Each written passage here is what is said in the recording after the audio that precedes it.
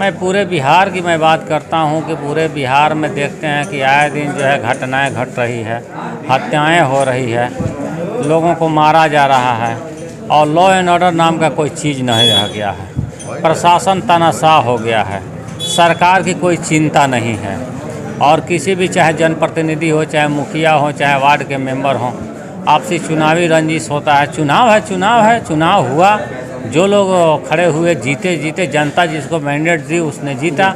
जीतने के बाद से ये सब नहीं होना चाहिए। अगर ऐसा होता है तो इस पर कठोर एक्शन होता सरकार के तरफ से, प्रशासन की ओर से, तो इस पर किसके पुनरावृत्ति नहीं होती। लेकिन सरकार सभी चीज़ों में फेलियर है। अब BA, BCom, BSc और MA, MCom करें विश्व की सबसे बड़ी यूनिवर्सिटी इग्नू से। सॉल्ड असाइनमेंट और गाइड बुक्स प्राप्त करें। संपर्क करें Mahakal computers, DAV college gate के सामने, सिवान। बिहार विधान परिषद चुनाव का लगभग अब आखिरी प्रक्रिया है और जिस तरीके से सभी प्रत्याशी अपने अपने दाव और दावे को चल रहे हैं, इसमें सबसे महत्वपूर्ण बात है कि जिस तरह से जनप्रतिनिधियों को चुनाव करना है, उनके सामने इस बार बहुत सारा मुद्दा आ गया है। हालांकि इससे पहले मुद्दों पे चुनाव होता था, नहीं होता था, ये आम आदमी इसको बात नहीं समझ पा रहा था। लेकिन इस बार जिस तरीके से एक मुद्दा दिया जा रहा है, खास करके उन जीते हुए जनप्रतिनिधियों को, तो काफ़ी ये दिलचस्प है और ख़ास करके बिहार विधान परिषद चुनाव को लेकर के। हालांकि अभी हम लोग हैं शेखपुरा पंचायत में, जहाँ पे डब्लू खान साहब के यहाँ एक प्रोग्राम हो रहा था जिसमें जायसवाल जी भी आए हुए थे और राजद के अध्यक्ष भी आए हुए थे, जिला अध्यक्ष। तो मैं उनसे बात करूँगा जिस तरीके से अभी कैंपेनिंग हो रहा था। तो सबसे पहले स्वागत सर आपके S24 न्यूज़ में। आपका भी स्वागत है आपके चैनल को। जी सर, जिस तरीके से इस बार जो MLC का चुनाव हो रहा है, हालांकि आप भी रह चुके हैं, एक बार सदन में गए हुए हैं, इससे पहले कभी आप लोगों ने मुद्दा के आधार पे चुनाव आप लोग लड़े, या ये पहली बार ऐसा हो रहा है, या फिर जो कैंपेनिंग का एक नया स्टाइल चेंज हुआ है, इसको आप लोग किस नज़र से देखते हैं? नहीं, देखिए, जब भी कोई चुनाव होता है तो कोई ना कोई मुद्दा होता है जी। मैं भी चुनाव लड़ा था, उस समय भी मेरा मुद्दा था, आज भी मेरा मुद्दा है। मुद्दा ये है कि त्रिस्तरीय पंचायत के प्रतिनिधियों की जो समस्याएं हैं, जैसे में उनको जो अधिकार मिले थे आज से 10 साल पहले, पंचायती राज व्यवस्था के अंतर्गत जो उनको अधिकार मिले हुए थे, उस अधिकार में सरकार, वर्तमान की सरकार ने कटौती कर रही है और उनको सीमित संसाधन में सीमित कर रही है। इसलिए ये लड़ाई लड़ रहे हैं कि मैं वो जो विनोद जायसवाल जी प्रत्याशी हैं, मुझे उम्मीद और भरोसा है कि त्रिस्तरीय पंचायत प्रतिनिधियों के मान और सम्मान और उनके अधिकारों की लड़ाई को लड़ने के लिए ये सक्षम हैं। वो सड़क से लेकर सदन तक लड़ने का काम करेंगे और उनको अधिकार दिला करके उनको मजबूत करने का काम करेंगे। इन्होंने इस बार एक बात कहा, खास करके जनप्रतिनिधियों का जो उनका जो सैलरी होता है, उसके बाद पेंशन होता है, या फिर उनके स्वास्थ्य सुविधाओं के बारे में। और आज खास बात इन्होंने कह दिया कि हर ब्लॉक में मैं एक ऐसा शेड बनाऊंगा जिसमें जो जनप्रतिनिधि हैं, अगर उनको थोड़ा इंतज़ार करना पड़ेगा तो वो इंतज़ार करेंगे। तो ये अपने पर्सनल जो है कि इस पैसे से करेंगे, या सरकार से इसको अनुरोध करेंगे, या फिर सदन से पास कराएंगे? नहीं, ये तो जीतेंगे।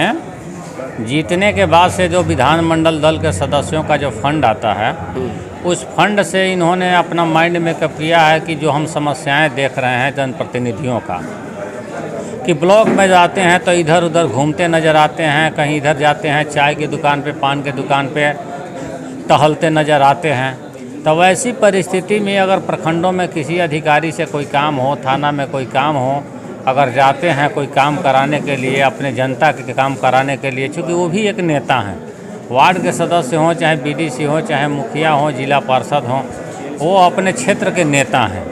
उन समस्याओं को लेकर के अगर जाते हैं तो अगर समय पास होता है तो उसमें ये कि अपना एक विश्रामालय बना देंगे सरकारी फंड से, जो उनका फंड विधानमंडल दल के सदस्यों को मिलता है, कि विश्रामालय बना देने से उसमें ये होगा कि जो समय इधर उधर घूमते नज़र आते हैं, चाय की दुकान पे, पान की दुकान पे बैठे रहते हैं लोग, घूमते हैं, तो उसमें अपना कुर्सी टेबल रहेगा, उसमें लेटरिन बाथरूम रहेगा और सारे संसाधन से युक्त रहेगा, और उसमें वो बैठेंगे और किसी तरह के जो है उनकी कठिनाइयाँ होगी, जैसे बाथरूम की समस्या हो गई, यूरिनल की समस्या हो गई, तो ये सब की सुविधा उसमें रहेगी ताकि किसी को कोई परेशानी नहीं हो, और वो आराम से बैठे रहेंगे। जो अधिकारी मिलेंगे तो बात करेंगे, काम को कराएंगे और उनको चूँकि एक सम्मानजनक का स्थान रहेगा बैठने के लिए कल काम को करें। जनप्रतिनिधि अभी अपने आप को सुरक्षित महसूस नहीं कर पा रहे हैं। कई ऐसे मुखिया पे अटैक भी हो गया है, बात भी चल रही कि भाई उन लोगों को सुरक्षा की बात की जाए। ये सारी चीज़ें अब क्यों हो रहा है, जबकि पहले से भी ये सब बात होना चाहिए। जनप्रतिनिधि है, उसके साथ अच्छा बुरा खतरा सब रहता है, तो ये सारी चीज़ें अब क्यों शुरुआत हो रहा है उनकी सुरक्षा को लेकर के? नहीं, देखिए, ये तो जो है सिवान सहित पूरे बिहार में, हम पूरे बिहार की ही बात करें। मैं पूरे बिहार की मैं बात करता हूँ कि पूरे बिहार में देखते हैं कि आए दिन जो है घटनाएं घट रही है, हत्याएं हो रही है, लोगों को मारा जा रहा है और लॉ एंड ऑर्डर नाम का कोई चीज़ नहीं रह गया है। प्रशासन तानाशाह हो गया है, सरकार की कोई चिंता नहीं है और किसी भी, चाहे जनप्रतिनिधि हो, चाहे मुखिया हो, चाहे वार्ड के मेंबर हों, आपसी चुनावी रंजिश होता है। चुनाव है, चुनाव हुआ, जो लोग खड़े हुए जीते, जनता जिसको मैंडेट दी उसने जीता। जीतने के बाद से ये सब नहीं होना चाहिए। अगर ऐसा होता है तो इस पर कठोर एक्शन होता सरकार के तरफ से, प्रशासन की ओर से, तो इस पर किसके पुनरावृत्ति नहीं होती।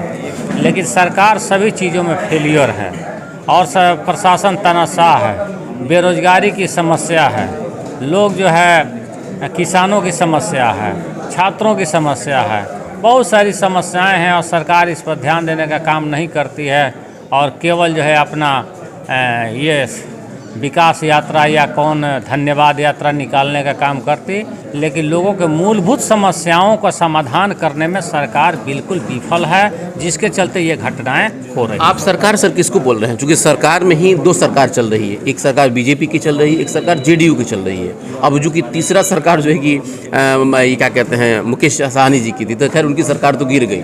अब आप सरकार किसको बोल रहे हैं, ज़रा ये हमको बताइए, स्पष्ट कीजिए। सरकार में एनडीए की सरकार है जी, जिसमें भाजपा भी शामिल है, जदयू भी शामिल है। आपको क्या लगता है कि इंडिया भी एकजुट है? अभी तो बिहार में एकजुट है, सरकार चला रहा है। अगर अलग अलग हो जाए तो आज भी सरकार गिर जाएगी। इसलिए ये जो सरकार एनडीए की सरकार चल रही है और एनडीए की सरकार में जो है ये समस्याएं हैं और दोनों सरकार डबल इंजन की सरकार है।